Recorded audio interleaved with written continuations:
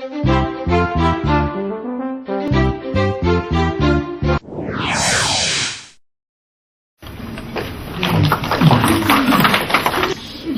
강창인데요. 제목이 행복한 도서관인데 저희 강의 내용이 하도 비관적인 내용이 많아가지고 행복한 도서관이 될지 걱정이 됩니다. 사실은 제가 작년에 일본에 가서 그 NHK가 특집 방송하는 것이 일본 책으로 나와서 그걸 샀거든요. 번역을 한번 해볼까 했는데 너무나 충격적인 거기 때문에 대책 없이 이렇게 공포 분위기를 조성해서 괜찮겠는가. 그런데 여기 다산 국수에서 번역을 했더라고요. 아닌 게 아니라 지금 굉장히 충격을 준 것 같습니다. 이런 질문을 많이 받고 방송에서 이런 걸 다루고 있더라고요. 그래서 저는 여기 오셨는데 책은 다 사실 거니까 책 내용에 대해서는 간단히 말씀을 드리고 뭔가 도대체 어떻게 하란 말이냐 그런 얘기를 좀 더 중점적으로 말씀을 드리도록 하겠습니다. 재작년 9월에 일본의 국영방송 NHK가 제목이 일본 NHK 스페셜 충격적인 노후 파산의 실상 이런 거를 방송을 했는데요. 그 내용을 보면은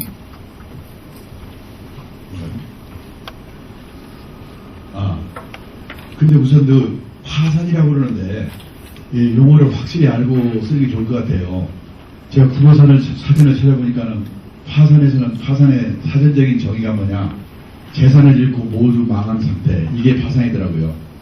근데 마침 지난 1월, 2월 중에 우리나라에서 파산 선고 받은 사람 4사람 중에 한 사람이 60세 이상 고령자였다. 이 내용하고 이 노후파산 책이 같이 나오는 바람에 더 지금 충격을 주고 있는 것 같아요. 근데 그때 말하는 파산 선고는 뭐냐면 빚 없으면 파산 선고는 안 받죠.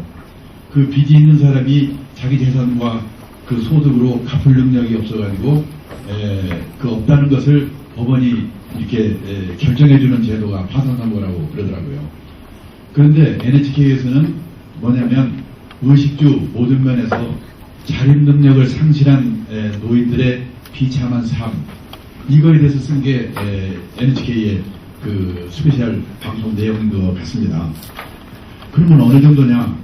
저는 사실은요, 일본은 노인은 천국이고 젊은 사람들은 지옥이라고 생각했거든요. 지금 일본의 이 노인들은요, 제 나이 또래 된 윗사람들이 일본의 노인인데요. 제가 1947년생인데 일본에서 47년, 49년생이 일본의 베이비붐 세대입니다. 근데 그 사람들이 이제 노인이 된 거거든요. 근데 그 사람들은 고성장기에 직장 생활을 했습니다. 그러니까 도대체 항상 보면요, 이 사람을 구원하라고 난리예요. 그냥 매년 봄부터 그의 졸업생들 잡으려고 난리거든요. 좋은 시절에 직장을 다녔습니다.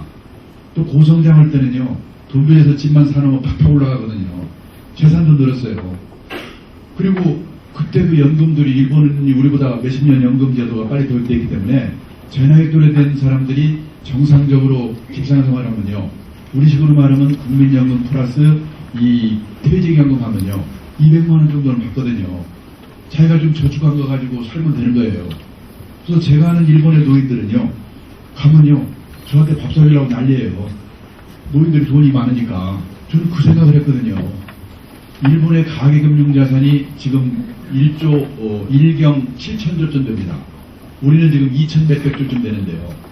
그리고 미국이 세계 1등에 4경 원쯤 됩니다. 그 일본이 세계 2등이거든요. 미국이 인구가 많으니까 그런 거니까. 그런데 그 가계금융자산의 70% 가까이를 60세 이상 고령자들이 다 갖고 있다는 겁니다. 젊은 사람들이 볼 때는 화딱지 나는 거예요, 이게. 그 노인들에 대해서 일본도 이 젊은 사람들이 불만이 많아요.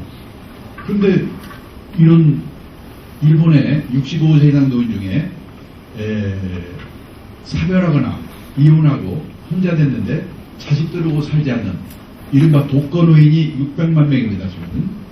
근데 그 600만 명 중에서 200만 명 정도가 지금 노후파산 직전에 있다는 겁니다. 이미 됐거나. 그러면 노후파산이 그런데 왜 되냐? 우선요, 연금이 없는 사람, 그러니까 보통의 직장인들 퇴직연금 제대로 가입했으면요. 퇴직연금이 있으니까 200만 명 정도 되는데 이 자영업 하던 분들, 농업에 종사한 분들, 그 다음에 또 퇴직연금 제도가 도입이 잘 안 돼가지고 별로 붙지 못한 분들은 국민연금밖에 없거든요. 그 일본의 국민연금은 우리 돈으로 65만 원이 최고액입니다. 그러면요, 부부가 같이 있으면은 65만 원 두 명이니까 130만 원쯤 되거든요. 그리고 자기가 돈 약간 벌어놓은 걸로 살면 되는 거예요. 근데 남편이 떠나버리면요, 또는 부인이 먼저 떠나버리면 65만 원 되거든요.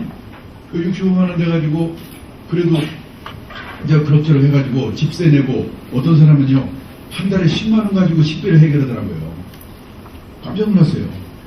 근데 문제는 거기까지는 좋은데 이제 70대 중반쯤 돼서 이제 아프면요 그때부터 이 병원비, 간병비가 들거든요. 그럼 너무 받아야 되는 거예요. 그러면요 이 생활보호 대상이 되면 좋은데 생활보호 대상이 되려면 이 절차가 복잡합니다. 우선 집이 있으면 안 돼요. 또 이 예금이 있으면 안 돼요. 근데 어떤 사람은요 나 죽은 뒤에 혼자 사니까 내 장례식은 누가 치러줘야 되니까 그 돈 정도의 예금 갖고 싶은데 그거 빨리 없애야지 해주겠다는 거예요.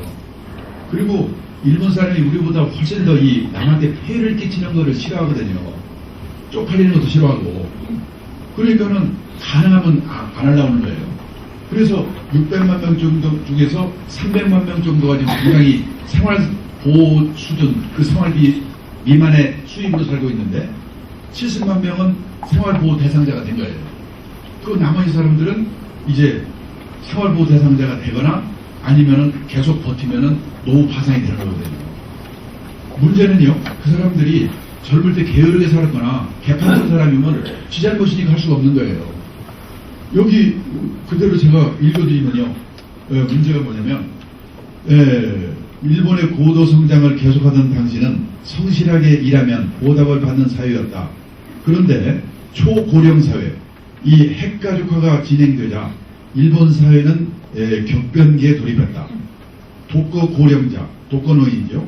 수백만 명 단위로 급증하자 가족이 버팀목이 되어줄 것을 전제로 만들어진 사회보장제도는 기능 부전을 일으켰다. 그런 가운데 이 노파선이라는 현실이 확산되고 있다는 겁니다. 자, 그런데 보면은요, 아까 말했지만 국민연금이 65만 원 최고액입니다. 그러니까 독신 생활자 생활보호 헌법 25조의 일본에 국민은 최소한의 인간다운 삶을 살 수 있는 권리가 있다. 그래서 생활보호 대상자가 되면 130만 원 정도는 받는데 이로 들어가는 게 쉽지가 않다는 거예요. 그 다음에요, 보면은 옛날에 국민연금이 언제 도입이 됐냐면 61년도에 도입이 됐는데 이때는요, 여기 보시면 알지만은 80년도만 해도 3대 할아버지, 아버지, 그 다음에 손자 같이 사는 그 비율이 60%였거든요. 이때는 할아버지들은요 국민연금 받아서 애들 가장 사주고 장난감 사주면 되는 거예요. 근데 지금은 10%밖에 안 되거든요.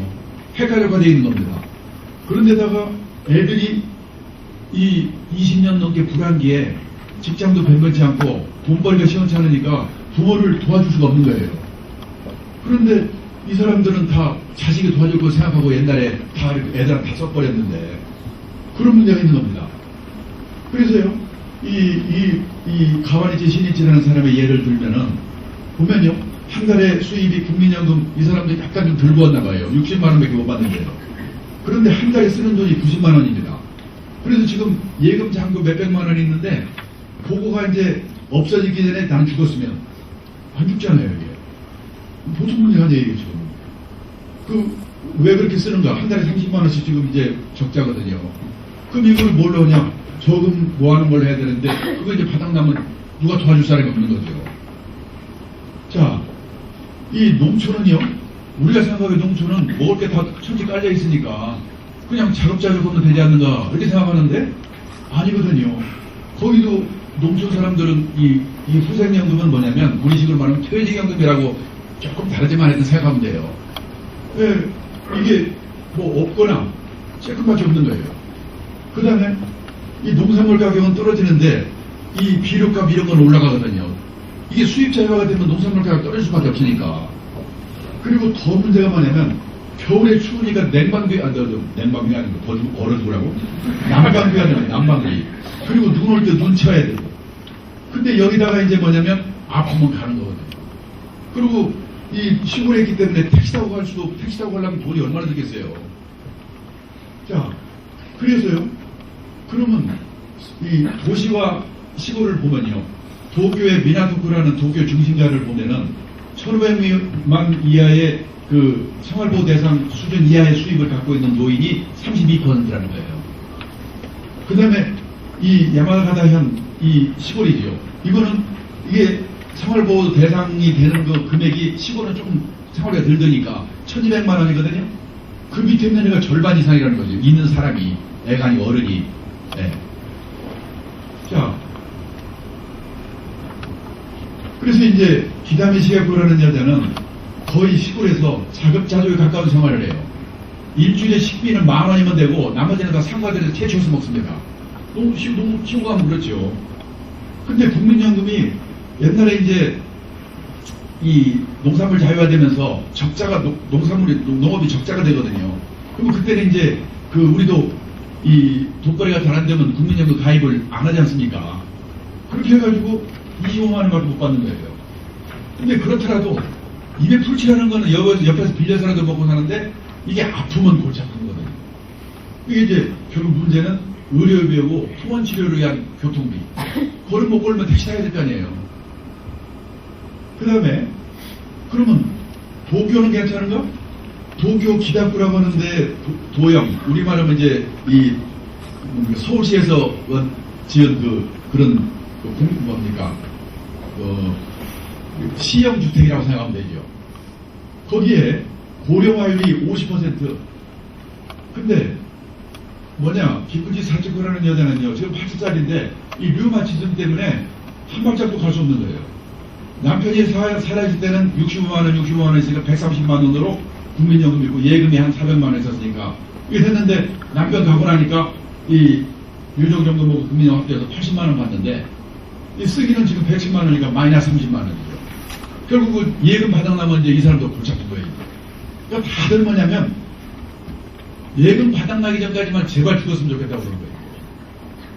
그 다음에 어다는 놀거라는 여자는 회사가 이 호텔에서 뭔가 그 좀 청소도 하고 그렇게 30몇 년을 하던 여자인데요. 이 여자도 보면은 결국 혼자 살았어요. 그러니까 여기 있는 분들 전문들이요 빨리 결혼해야 돼요. 네. 혼자 되면 이게 이 뭡니까 노후 파산의 확률이 무지하게 높거든요. 예금이 있는 게 한 3천만 원 문제인데 이 사람이 신부전증으로 갑자기 퇴직을 하니까 돈이 없는 거예요. 그 다음에 야마다 갱거라는 여자는 이 후생경금 포함해서 한 120만 원 정도 받으니까 그 제법 받는 편이죠. 근데 문제는 이 만성 관절통으로 이 치료비. 그리고 이게 일본은요 75세가 넘으면은 본인 부담이 10%인데 그 전까지는 60세의 경우에는 30% 부담을 해야 돼요. 그 비용이 많아지는 거죠. 그리고 이 사람은 또 120만 원 정도 받으니까 주위에서 볼 때 저 사람은 연금 그 정도 받으니까 도와줄 거 없는 거야. 근데 주위에서 저 사람을 도와줘야 된다는 생각 안 하는 거거든요. 자, 근데 또 문제는 뭐냐면 노후 파산 예비군이라는 게 있어요. 뭐냐? 고령 부모를 간병하기 위해서 둘이 있습니다. 자기가 이제 실직을 당하면은요, 부모는 연금을 받으니까 부모 연금으로 살면서 내가 우리 부모님 그냥 간병해주면 되는 거야. 근데 부모가 돌아가시고 나면 연금이 안 나오거든요. 그러면 어떡하냐? 몰래 사망신고 안 하고 연금을 타먹거나 아니면 극빈자로 전락한 거죠.